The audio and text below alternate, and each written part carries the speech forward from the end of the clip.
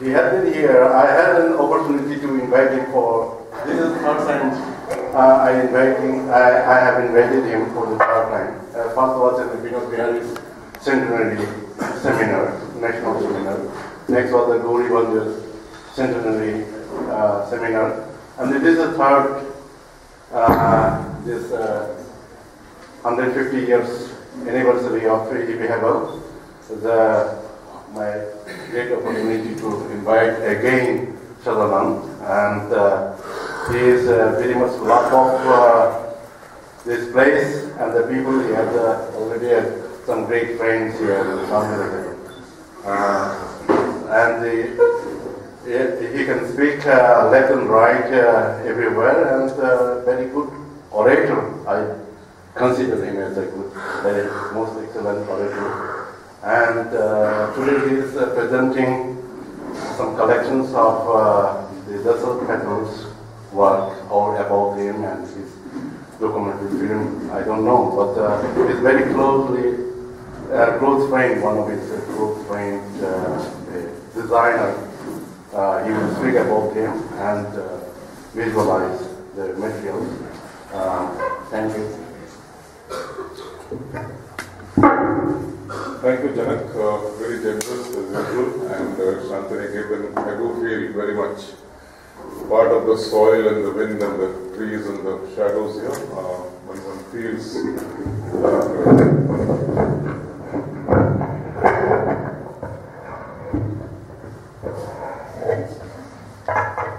Thank you.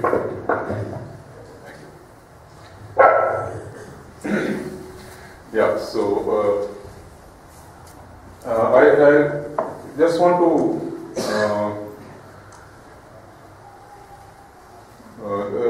basically what you want to say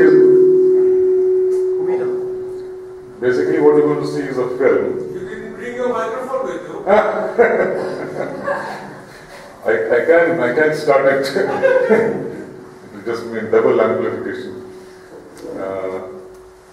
Basically, what I propose to do is to do a very boring thing called showing a film. So my task is very simple. It's not as tough as Shivji Panikkar's earlier where he had to prepare a paper and speak. I don't have prepared paper. The film is a documentary made on a retrospective exhibition of about 50 years of work of one artist called Dashrath Patel. Anybody here who's heard the name Dashrath Patel?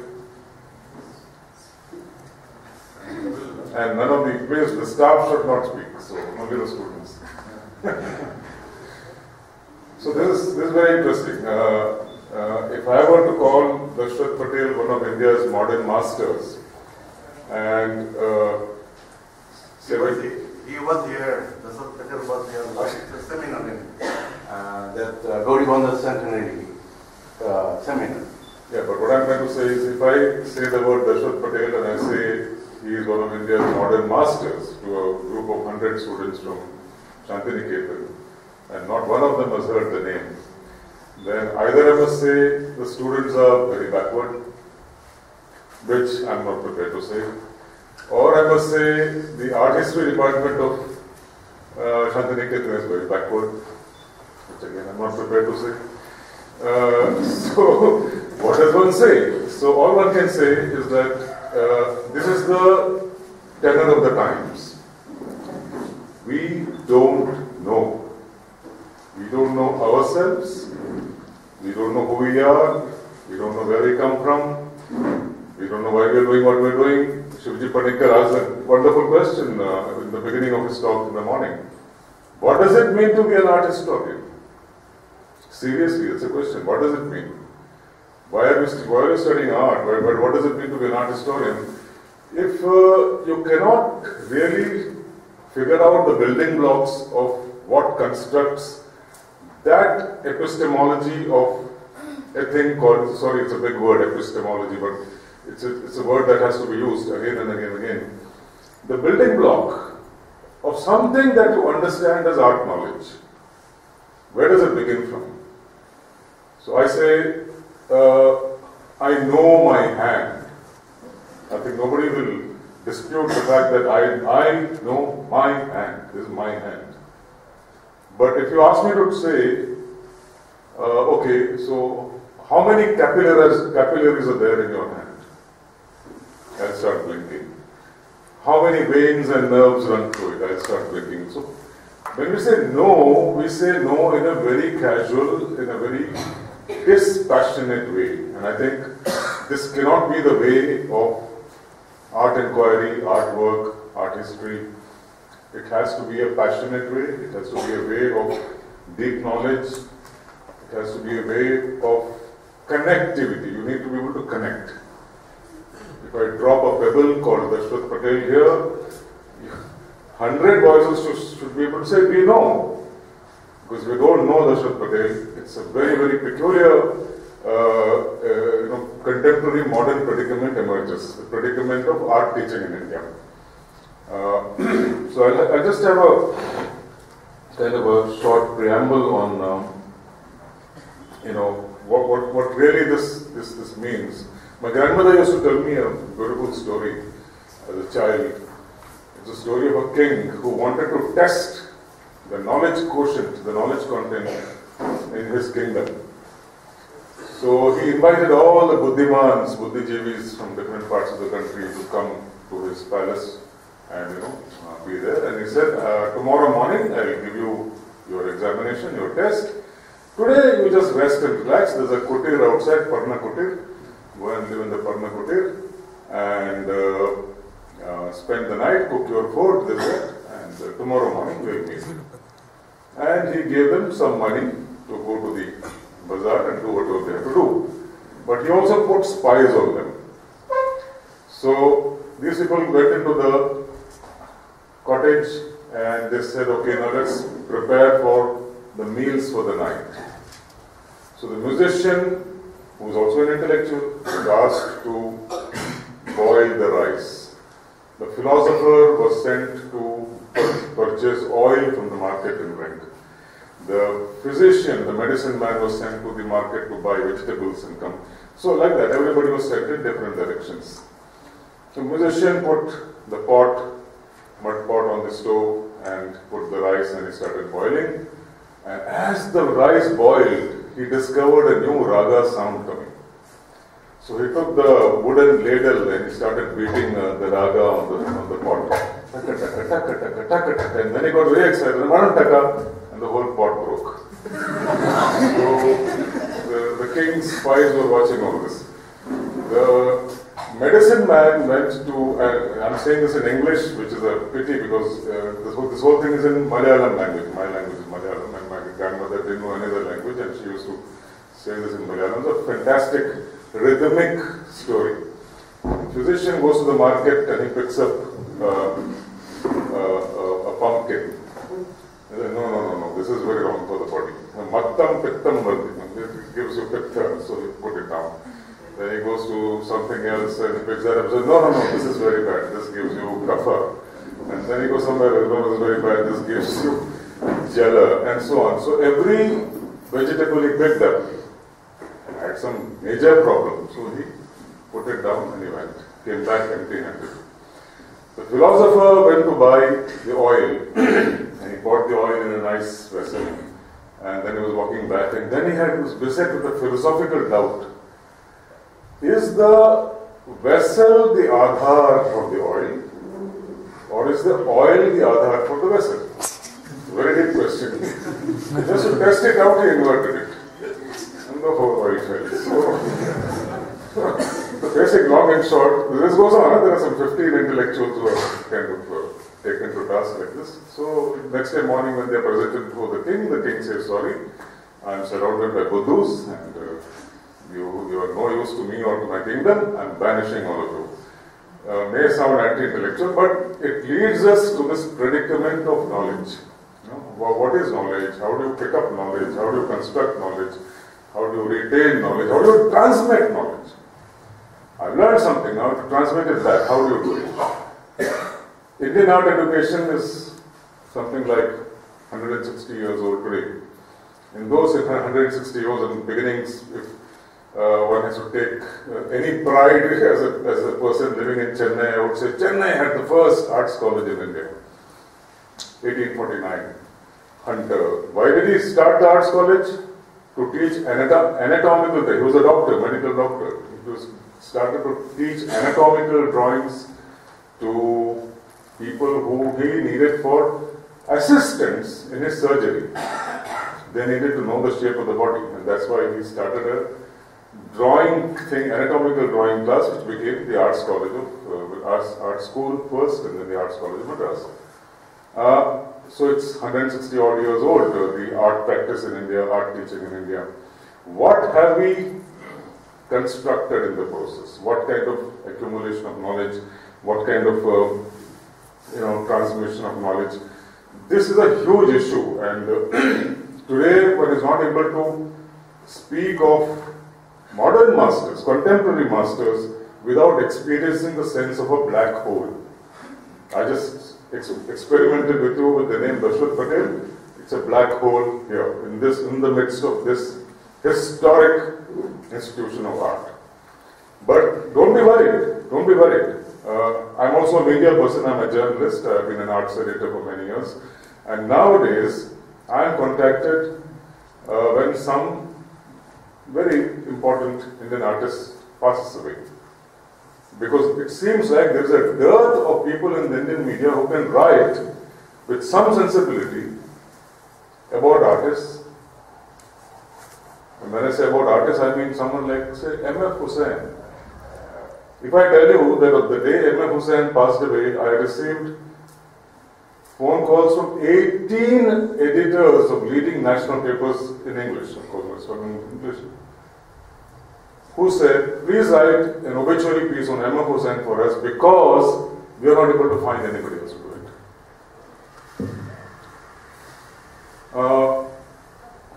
This year meaning the year 2011 was particularly bad. We lost a large number of artists from different disciplines.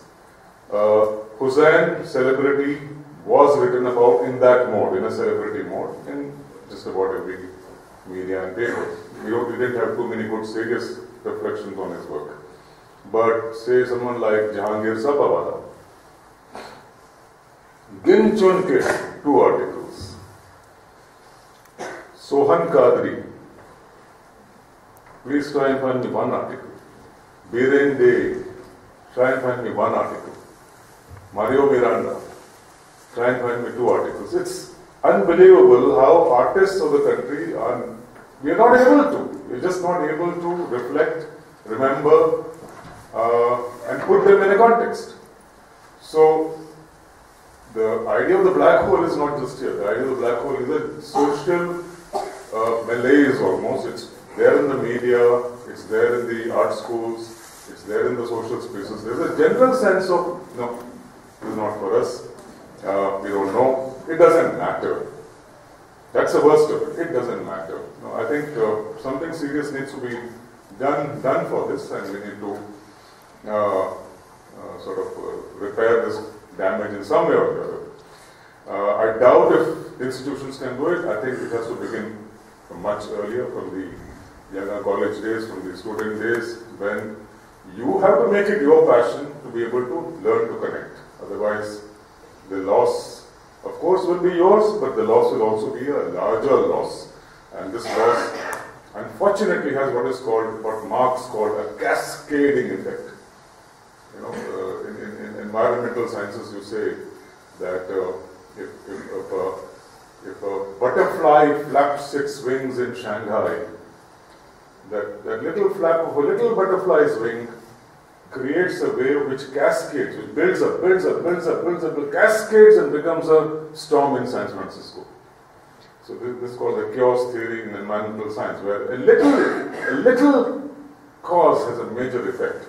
And I think this black holeness of knowledge in our midst, particularly in the arts education, is going to have a catastrophic cascading effect very soon. We'll have a community of artists who have skills but are completely blank in the mind, and that, I think, is going to be short word for it will be a crisis.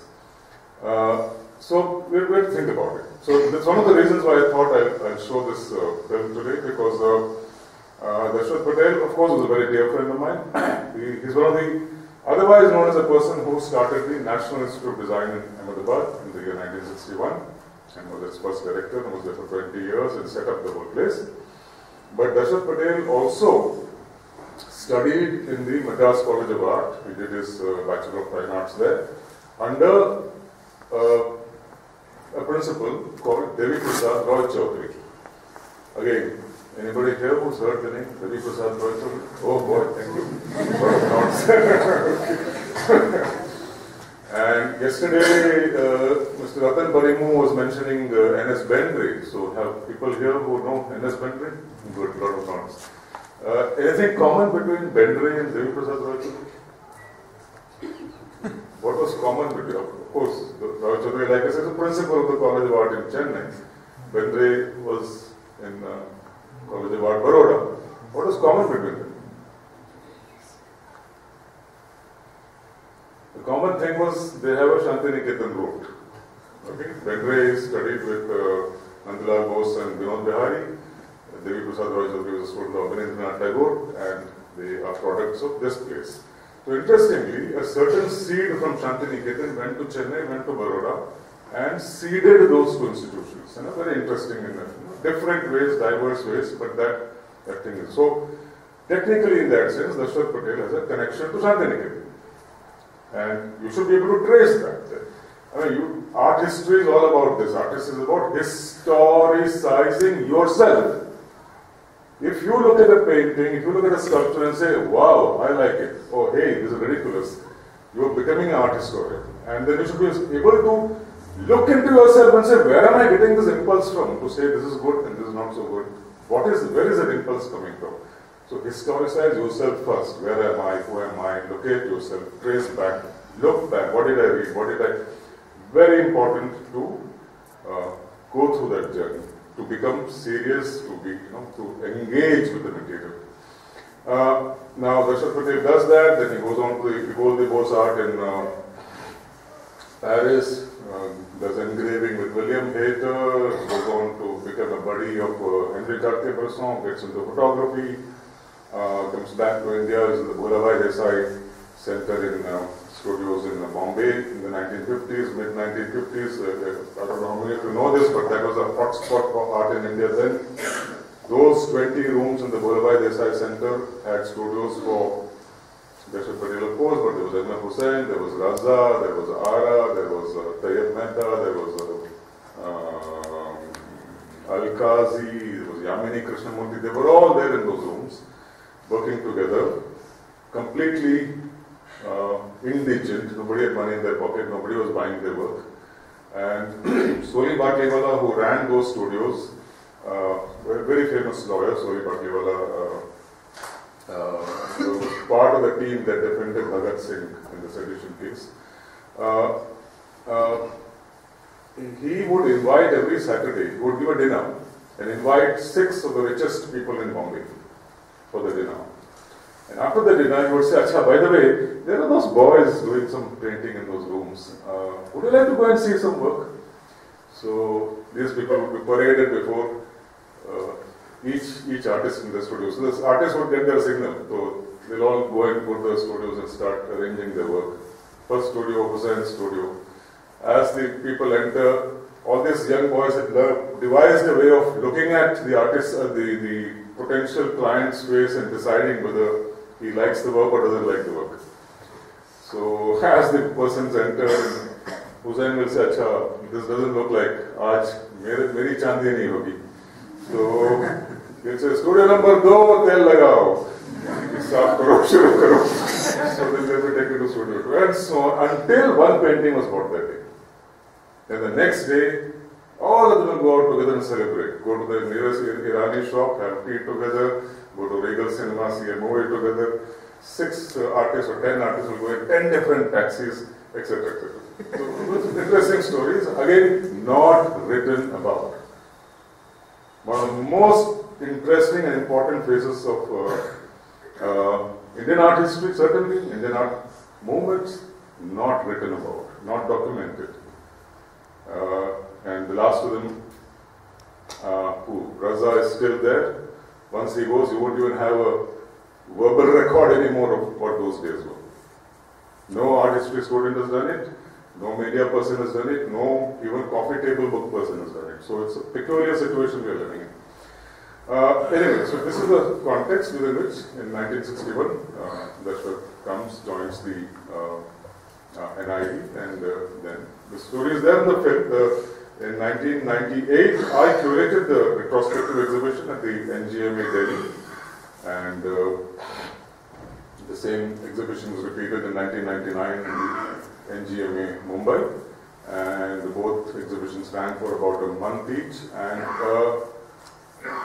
both the exhibitions were accompanied by live workshops. Dr. Patel was not an architect, but he worked with three of the greatest architects of the 20th century. He worked with Louis Kahn, he worked with Buckminster Fuller, he worked with Fry Otto, devised all sorts of very interesting buildings, taught people how to do it, etc. etc. So many of we had workshops with architecture students, with ceramic students, with activists who were working with low-cost methodologies in printing and poster making, and so on. So all that you'll see in the film. The film is made by a Delhi-based documentary filmmaker called Fatima. It's about 55 minutes long, so you'll get a fairly good idea of what this gentleman's work is all about. But just a curatorial framing before the film begins. I was always wondering how to present this man's work. I mean, he's so diverse, so prolific, so multifaceted, doing so many things, as typical. Most of the artists of that period. Dashrath Patel is not unique to that. I mean, you go down and meet Mani sir, exactly same kind of personality. Multifaceted, full of dynamism. One discipline touching the other, developing into another, going into something else, as if it's all the same, as if it's one body at work. And that's very important to keep in mind. And while thinking about how to present this man's work, I suddenly remembered an exhibition I had seen in the early 80s in Paris of a very interesting artist called Hokusai. Anyone familiar with the name? Yeah. Hokusai?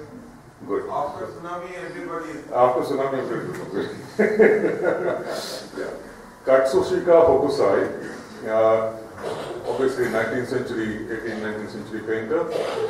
Well, you can't just call him a painter, but this exhibition I saw in Paris was an extraordinary exhibition in a huge big building, 4 floors high.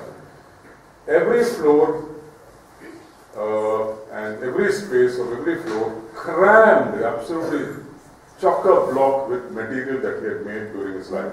He lived for 89 years, and in those 89 years he created some extraordinary things in a huge range of material. Now, it's only when I went for the exhibition that I actually understood his story. His story is fascinating. He was like a child prodigy, if you want to call him that. At the age of 6, he started to paint. By the time he was 11, the great masters who were around him had decided that he's a master. So they said, Baba, you're a master, maestro, whatever he was called at those days. We accept you, we acknowledge you as a great master. At the age of 17, he wanted to do sculpture. Then he had this very interesting, again, philosophical, or I would say epistemological problem. Hokusai is a painter. How can Hokusai be a sculptor? So he thought about it, and very soon he changed his name. He became Shunro. And Shunro was known as a great sculptor. He worked in jade, he worked in ivory, he worked in stone, he worked in wood. For the next 8 years, he did nothing but sculpture. Then Shunro wanted to do embroidery. But Shunro is a sculptor, how can Shunro do embroidery? So he changed his name. He became Tario or something. And so on. For the next 75 years, he continued to change his name 30 times. 30 times. And did work in all sorts of material until at the age of 85, he decided he wanted to come back to painting. And he said, Hokusai was a painter, so he came back to his old name, Hokusai, and died Hokusai. Now, Darshan didn't do that, but the point is this ability to look at your own identity as you do work in new areas, and this ability to therefore overlap identity but slip over material. That extraordinary double-handed sort of slate that Hokusai performed was something that kind of seemed like an interesting frame to look at Darshan's work. So that's the way the exhibition was curated, that's the way material is put together. You can see the connection between material, between forms, between disciplines, and the way the artist's mind is at work. So once you see the thing, I think we can have some time for a little Q&A. Nice. Like that.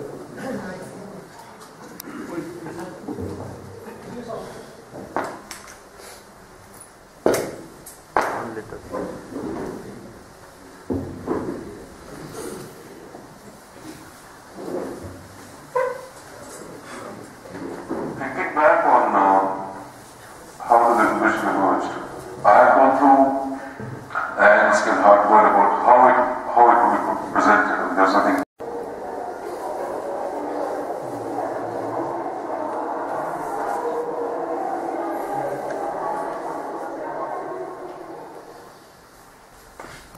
Face, but we don't know it. Like for instance, I remember him only when I see you.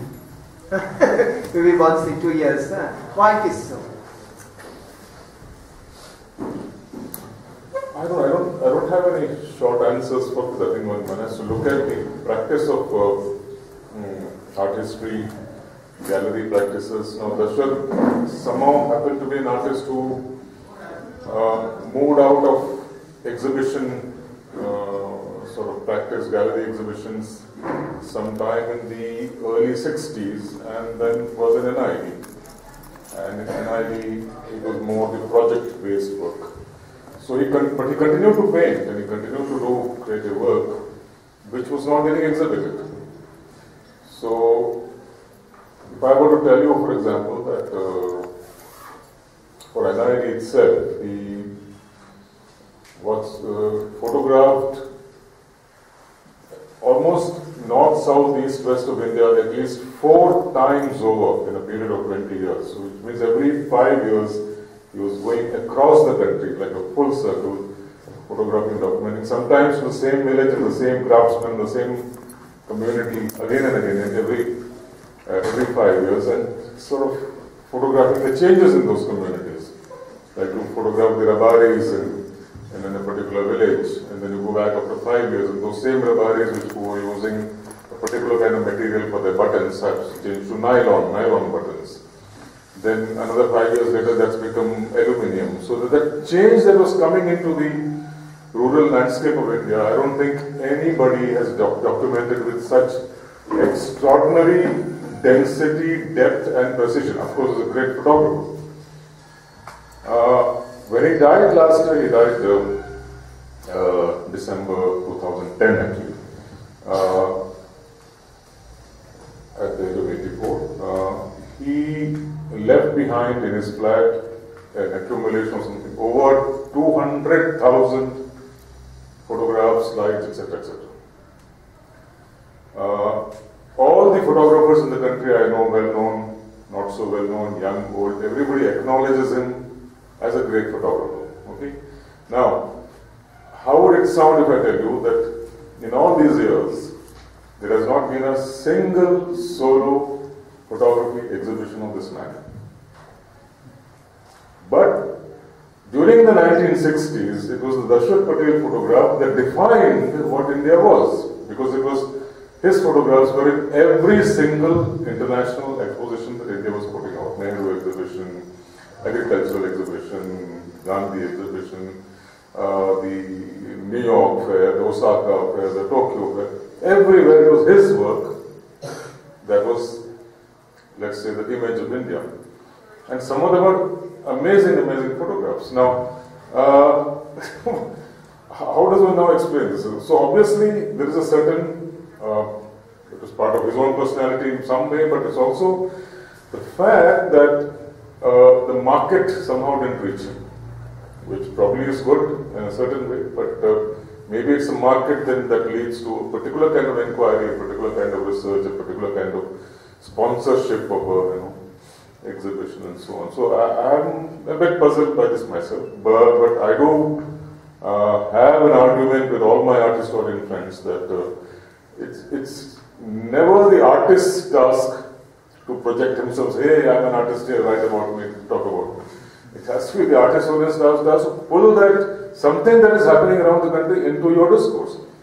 And it's very important to try and do that, and I feel that in that sense there has been a major failure. So is there any shortcoming in the discourse itself? Limitations? There's a huge shortcoming. Part of it is because of a certain nose in the air attitude. And this is something I'd like to really talk with the younger people here. This nose in the air about high art and low art.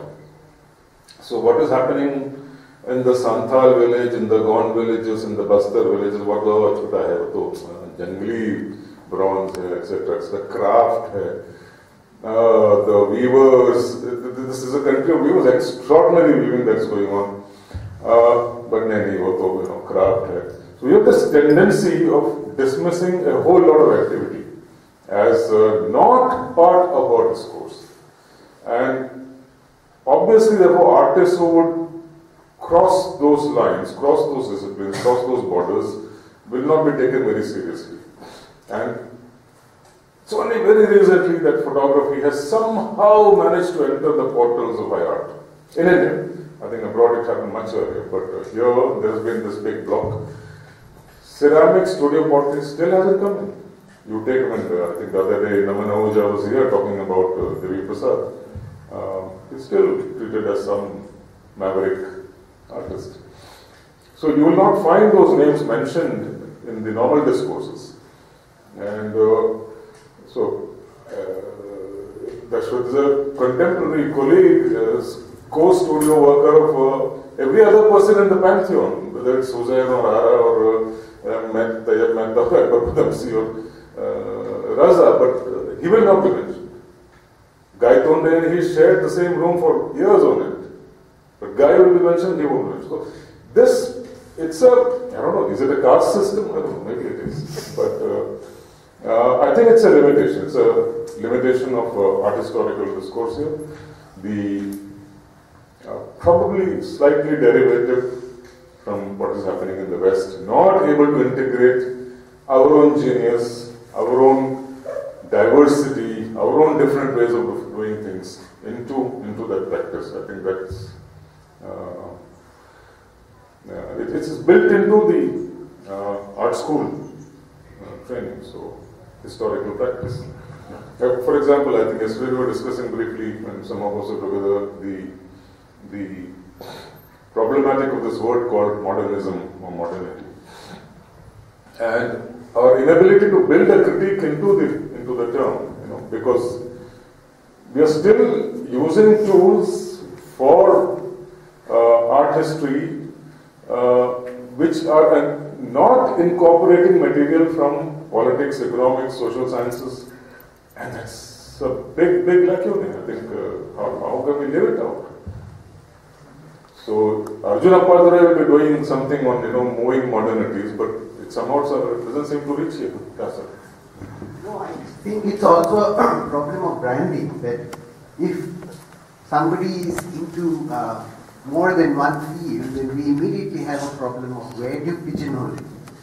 And Dashrath is an obvious case where he moved so effortlessly from design to art to craft to photography that it becomes problematic. So, I mean, our discourse, if you look at it, it's very good at pigeonholing people, and you have to remain in that pigeonhole. The moment you slip out of that pigeonhole, then we have a problem. That is precisely why I was having problems with pigeonholing Bhupen as only, or Bhupen's only homosexuality. This precisely is the problem, that when you pigeonhole him or underline something and focus entirely on that, you actually miss out on more things than you focus on, and the chances are that people will slip through the cracks is become more evident. And I think Dashrath Patel's case is a case in point where he actually has slipped through the crack despite being so obviously visible in all forums, like you mentioned. I remember seeing his photographs in almost everywhere, some with credits, some without credits, and now we have been very fortunate to actually get hold of this film, and we showed it to the students immediately after his demise. So I've seen the film before, and it was quite amazing to make these connections that, okay, there's a connection with Nasreen, there is a connection with Dayton, there is a connection with progressives, there is a connection with the initial philosophy of design education in India, which has, in my view, has degenerated and moved away completely from its sources. And so he has obviously a case in point who has fallen through this crack because of our penchant for pigeonholing. But then just one more focused question. The problem that Indra is raising, my focused question, whose problem is that actually? Whose problem? Obviously, he's right that there's this problem in pigeonholing this kind of persons like Dashrath, but whose problem is that? Whose problem is finger pointing is not an easy thing, but it's a certain process that has happened historically. I think one needs to be able to. That's why I keep emphasizing the fact that we need to know our artistry, or rather not artistry, but historicize ourselves a little better. So if you come to the College of Art in Chennai, you will find that there is still a printmaking studio there, there's still a photography studio there, there's still a ceramic studio there is a sculpture studio there is a woodcut studio there, all defunct. That's only common, it's all defunct. It's not functioning, it's all degenerated. No more resources coming, no more money coming, no more grants coming. All the students are working outside. But there was a period in that school when you went from department to department to department and picked up those skills. And if you look at the artists of that period, they were all like, they were cross-disciplinary, they could handle any material, they could handle any discipline. So today that we say, I'm a painter, but well, I'm not going to the camera yet. I still don't know what that medium is. I can't develop it. Can you believe it? We can't develop prints anymore, it's all digital. But that was considered a major high art, developing a print, making that solution, putting your hand to the paper, etc. So those things have changed. There's a certain erasure of experiences and practices and skills that has happened, which we must examine. So the question is, since I was also close friend of Chandralekha and was her lights designer for all her productions, I get to interact with a large number of young dancers and in dance institutions. I lecture regularly in Kalakshetra, for example, in Chennai. My question is always this: what should be the body of a dancer? I want to dance. I have a body that has been given to me by some force. But to become a dancer, which means a dancer is who? Dancer, if I'm just dancing for myself, it's one kind of thing. But if I want to connect with you, want to transmit something through my body work, I need to do something with my body. A particular kind of acquisition I need to make, a particular kind of training I need to do. I need to make a new body for me. What should that body be? And this will be a question that will be applicable to art students also. What is your formation? Is an artist or someone who holds a brush and does that and you become an artist? A+2. Or is there something else? Is there that magical thing which you constantly, all your life you search for, that will make you the artist? The Hokusai who at 89 could say, now I am Hokusai the artist. And guess what? There's a very, very interesting biography of Hokusai where at the age of 82, somebody interviews him. Okay, and they asked him, so Mr. Hokusai, you must be very satisfied, you've done so much work, this, that. So you know what he says? He says, till the age of 70, all that I did, all that I painted is garbage. That's the word, it's garbage. Till the age of 70. Then, by the time I was 70, I began to realize that I know something. Then, as I entered my 80s, I have a feeling that I have a gift. Okay. Now, when I reach 100, then I think a certain divine energy will flow through me. Then when I'm 140, I think every dot and line I make will have a life of its own. I wish I lived till then. So, what a beautiful thought. I think that should be every artist's thought. Sorry.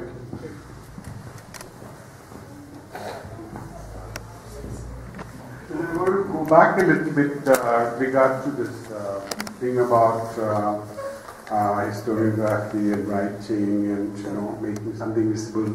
Like, unfortunately, the history of art education in India, which the Britishers, began, had that very basic problem of having had divided between art and craft. See, which was not the case in the pre-British period in any case, because we know that all kinds of skills was considered as a continuum. There is this 74 arts, and everybody has to be master of most of it, and a dancer should know painter should know this, So the kind of including all kinds of skills within that. But because of this shift that has happened, and we are unable to kind of be equanimous or equal to both craft and craft from the beginning, with that division, was kind of considered less. It was defined as needing less intellectual ability. And when things like NID began, or when Santiniketan was started, that intellectual ability was not built into it.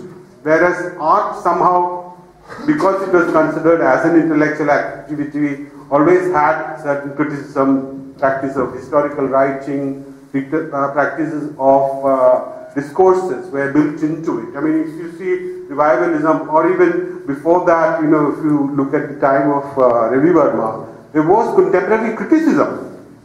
Revivalism had contemporary criticism. They were continuously it existed. You may agree, disagree, whatever that is, but there was a discourse around art.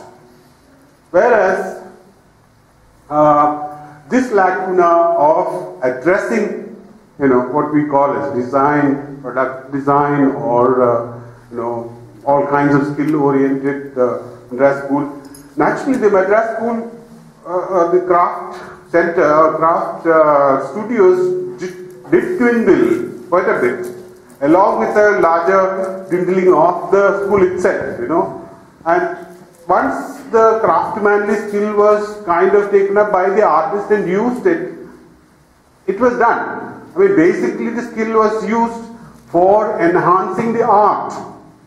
Which is, sitting here, one can even quote something like K. Subramaniam for that, The entire generation used it very beautifully, very nicely, learned, but the craft itself was kind of, not thought about in terms of whether it can speak about something. The weaving you mentioned, there's a whole array of kind of world, what we can call folk, tribal, popular, whatever, is such a huge area where still the art historical discourses are only descriptions.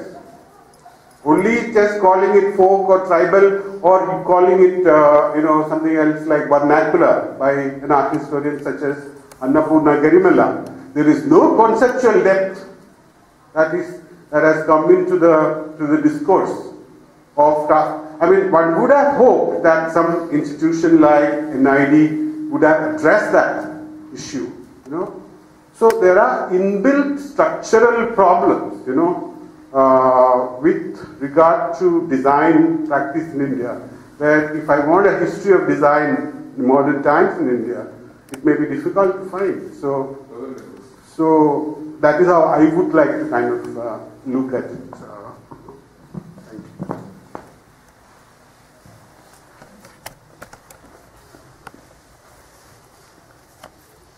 Anything else? Life and death questions.